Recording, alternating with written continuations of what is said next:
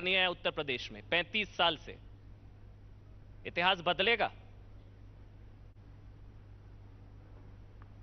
हम लोग इतिहास बदलने के लिए ही बने हैं।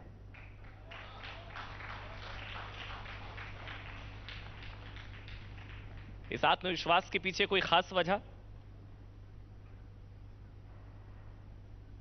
हां, जनता का आशीर्वाद है। प्रधानमंत्री मोदी जी का नेतृत्व और मार्गदर्शन है। भारतीय जनता पार्टी के लाखों कार्यकर्ताओं का परिश्रम है और विश्वास के साथ कह सकते हैं कि केंद्र और प्रदेश सरकार की उपलब्धियों के दम पर भारतीय जनता पार्टी 2014, 2017 और 2019 की पुनरावृत्ति करेगी। प्रचंड बहुमत के साथ प्रदेश में सरकार बनाएगी। क्या बड़ी उपलब्धियां, अगर आप बताना चाहें, क्यों आपको दोबारा वोट दिया जाए, क्यों वापसी हो आपकी? देखिए, ये तो प्रदेश का बच्चा बच्चा कह रहा है। उत्तर प्रदेश की पहचान दिलाने का कार्य अगर किसी ने किया है तो उत्तर प्रदेश में भारतीय जनता पार्टी नेतृत्व की हमारी सरकार ने किया है। सुरक्षा का एक बेहतर वातावरण, बिना भेदभाव के केंद्र और प्रदेश सरकार की योजनाओं को हर एक नागरिक तक पहुंचाने का कार्य हो, प्रदेश के इंफ्रास्ट्रक्चर डेवलपमेंट के माध्यम से उत्तर प्रदेश, जिस उत्तर प्रदेश को देश के विकास में बाधक माना जाता था, वह उत्तर प्रदेश आज अग्रणी भूमिका के साथ कार्य कर रहा हो।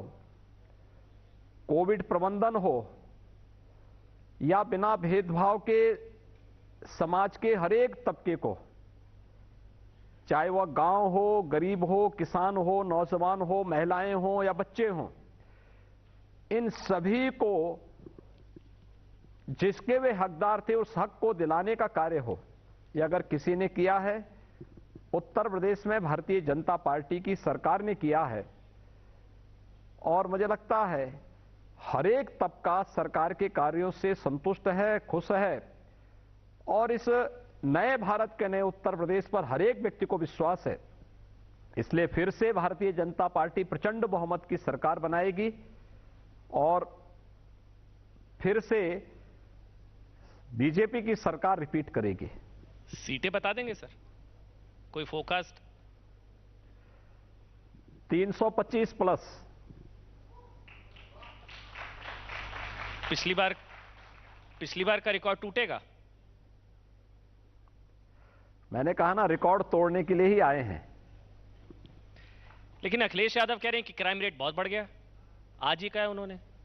आप कह रहे हैं भयमुक्त वातावरण, वो कह रहे हैं भयमुक्त वातावरण चाहिए तो सरकार बदलिए। क्राइम रेट बढ़ गया है उत्तर प्रदेश में। अखिलेश जी स्वयं भयभीत हैं, क्योंकि 4 वर्षों तक वो कहीं दिखाई नहीं दिए और अब भय इस बात का है कि चुनाव के यानी 4 वर्षों तक अता पता नहीं था। इस दौरान गठजोड़ कर रहे थे, कभी 2 लड़कों की जोड़ी, कई बबुआ और बुआ की जोड़ी। इन सब को जनता ने खारिज किया। कोरोना कालखंड में इनके कहीं दर्शन नहीं हो रहे थे और इसलिए जनता इनको बताना चाहती है कि उस दौरान ये लोग आइसोलेशन में थे। अब जनता इनको आइसोलेशन में भेजने वाली है चुनाव के दौरान, इसलिए उनको ये भय है। इसलिए क्राइम रेट बढ़ा नहीं, क्राइम रेट का पैमाना न मैं तय करता हूं न अखिलेश जी तय करते हैं। ये पूरे देश के सभी राज्यों का नेशनल क्राइम ब्यूरो तय कर लेता है, उनके पास सारे डाटाज हैं। उत्तर प्रदेश का बच्चा बच्चा, हर बेटी, हर बहन और हर माता इस बात को कह सकती है कि उत्तर प्रदेश के अंदर वर्तमान की क्या स्थिति है। इसलिए इसके लिए हमें अखिलेश जी से सर्टिफिकेट नहीं लेना है, लेकिन हां, यह भय उनको जरूर है कि जनता उनको आइसोलेशन में न भेज दे। मैं कुछ सवाल पूछूंगा योगी आदित्यनाथ जी, जो आपकी सरकार पर आरोप लगते हैं, मैं एक एक करके वो सवाल पूछूंगा। एक तो सबसे बड़ी चीज ये कि आपके नाम से मुसलमानों को बहुत डराया जाता है। कहा जाता है कि वोट हमें दे दो नहीं तो योगी आ जाएगा। देखिए, मेरे नाम पर किसी को भयभीत होने की आवश्यकता है ही नहीं। जो कानून का पालन करेगा, कानून के राज पर विश्वास करेगा, उसे बड़े सम्मान और गौरव के साथ उत्तर प्रदेश में रहने का पूरा अधिकार है। लेकिन कोई कानून को धता बता करके कानून को बंधक बनाने का कार्य करेगा तो फिर वह कोई भी होगा, उसके लिए कानून अपना काम भी करेगा। और जो कानून को धता बताते थे, जो कानून को बंधक बनाते थे, जो प्रदेश में दंगा फसाद करते थे, जो बेटियों की बहनों की सुरक्षा के लिए खतरा बने हुए थे, जो व्यापारियों का अपहरण करते थे, वे लोग जरूर प्रदेश के अंदर पहले प्रदेश की जनता को पलायन करने के लिए मजबूर करते थे, अब वे प्रदेश के अंदर विगत 5 वर्ष के दौरान पलायन करने के लिए मजबूर हुए हैं। और इसलिए अगर उसको किसी जाति, किसी वर्ग के साथ कोई जोड़ता है तो ये उनकी सोच हो सकती है, सामान्य उत्तर प्रदेश वासी की सोच नहीं है। उत्तर प्रदेश वासी ये मानता है जो उत्तर प्रदेश का है, उत्तर प्रदेश में सुरक्षित है और उत्तर प्रदेश में हर एक व्यक्ति को सुरक्षा की गारंटी है। धर्म देखकर कार्रवाई होती है, यह आरोप लगता है माफियाओं पर, दंगाइयों पर, धर्म देखकर कार्रवाई होती है। देखिए, अपराधी अपराधी है। हमने कहा ना, हमारी सरकार तो प्रधानमंत्री मोदी जी के इस मंत्र के साथ चलती है, सबका साथ, सबका विकास, सबका विश्वास और सबका प्रयास। ये सरकार की रणनीति का हिस्सा है और सरकार का ये कार्य करने का मूल मंत्र है। इसी को अंगीकार करते हुए पूरी सरकार चल रही है।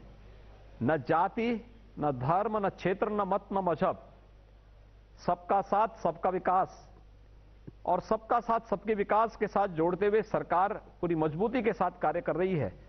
हम शासन की योजनाओं का लाभ देंगे सबको, लेकिन तुष्टीकरण किसी की नहीं करेंगे। सबका साथ सबका विकास, तो ये अब्बा जान, चचा जान, भाई जान कहते हैं कि ये आप जानबूझकर एक कम्युनिटी को टारगेट करते हैं बार बार चुनावी भाषणों में कि अब्बा जान और चचा जान के अनुयायी सुन ले, जो उत्तर प्रदेश को शाहीन बाग, एक कम्युनिटी को टारगेट करते हैं सर आप। देखिए, ये टारगेट नहीं किया जाता है।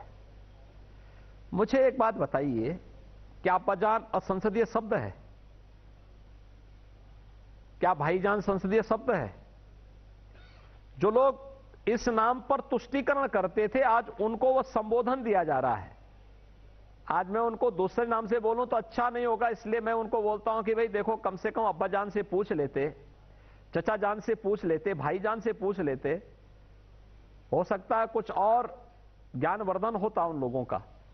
इसलिए उन लोगों को सद्बुद्धि देने के लिए ये कुछ उपमाएं दी जाती हैं। ये किसी व्यक्ति, किसी मत, किसी मजहब को टारगेट करने के लिए नहीं होता है। मतलब अब्बा जान, चचा जान, भाई जान, इसका किसी समुदाय या धर्म विशेष से कोई लेना देना नहीं है, आप ये कह रहे हैं? नहीं, इससे किसी व्यक्ति विशेष से, किसी धर्म विशेष से लेना देना नहीं है। यह केवल और केवल वह संबोधन है उन लोगों के लिए जो लोग इसके नाम पर राजनीति करते थे, जिन्होंने प्रदेश की जनता के साथ, किसी भी वर्ग के साथ न्याय नहीं किया अपने शासनकाल में। उन लोगों को सामान्य संबोधन की एक भाषा है। सामान्य संबोधन में अब्बा जान हिंदू धर्म में तो नहीं होते ना सर? सामान्य संबोधन में हिंदू धर्म में चचा जान या भाई जान तो नहीं होते। उन्होंने तुष्टीकरण हिंदुओं की नहीं, उन्होंने मुस्लिम तुष्टीकरण की, इसलिए उनको यह संबोधन दिया